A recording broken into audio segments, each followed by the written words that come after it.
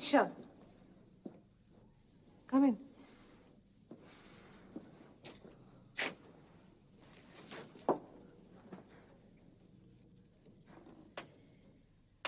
Mister Rao की मौत से तुम्हें बहुत दुख हुआ है, लेकिन ऐसे बुझे बुझे रहने से कोई फायदा नहीं। देविका, राव अंकल के एक्सीडेंट से पहले वो तुमसे मिलने आए थे। ये बात तुमने मुझसे क्यों छुपाई? अगर तुम्हारे पूछने में मैं ना बताती तो तुम ये इल्जाम लगा सकते हो कि मैंने तुमसे छुपाई है, लेकिन मैंने ऐसा तो कुछ नहीं कहा। वो यहाँ क्यों आए थे?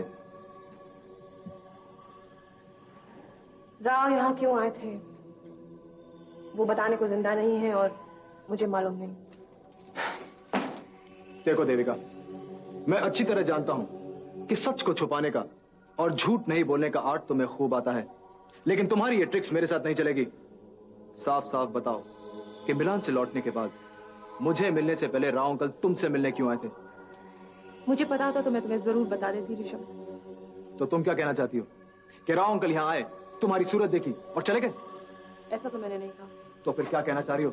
सीधे सीधे क्यों नहीं बताती वो क्यों आए थे? मुझे नहीं मालूम। मैं जब यहाँ तुमसे मिलने के बाद लौटी तो ऑलरेडी कुछ देर इधर उधर की बात की तो चलेगा। इधर उधर की बातें मतलब कैसी हो, क्या चल रहा है, वगैरह वगैरह। तो तुम क्या ये कहना चाहती हो कि राव अंकल ने आकर सिर्फ यही बातें की? मुझे तो ऐसा ही लगा, क्योंकि इस सब के अलावा हमारे बीच और कोई बात हुई नहीं। देविका, अब मैं यकीन के साथ कह सकता हूँ कि तुम झूठ बोल रही हो। हाँ, बोल रही हूँ, लेकिन जो भी बात हमारे बीच हुई उसका तुमसे कोई ताल्लुक नहीं है, इसलिए तुमसे मैं कुछ नहीं छुपा रही हूँ। तो क्या तुम ये कहना चाहती हो कि मिस्टर राव और तुम्हारे बीच में जो बातें हुई वो मुझसे या मेरे खानदान से कोई ताल्लुक नहीं रखती? नहीं रखती है, एक ऐसी बात है जो नहीं रखती। मिस्टर राव ने तुमसे कही या तुमने मिस्टर राव से? राव ने मुझसे। देविका, मिस्टर राव की सारी जिंदगी मल्होत्रा इंडस्ट्रीज के साथ जुड़ी हुई थी, लेकिन मिलान से वापस आने के बाद वो सबसे पहले तुमसे मिलने आए, और मैं नहीं समझता कि इस मुलाकात में ऐसी कोई भी बात हुई हो जिसका ताल्लुक या तो मल्होत्रा खानदान या मल्होत्रा इंडस्ट्रीज के साथ न हो। ऐसी ही बात थी, तुम मान क्यों नहीं लेती? अरे कैसे मान लूं मैं राव अंकल को बहुत अच्छी तरह से जानता था। देविका, बिजनेस के मामले में तुम शायद उन्हें अच्छी तरह जानती थी, लेकिन औरत के मामले में। क्या मतलब? तुम कहना क्या चाहती हो? सिर्फ इतना कि दिन रात दौलत और बिजनेस के बारे में सोचने वाले आदमी की जिंदगी में भी औरत की जगह हो सकती है।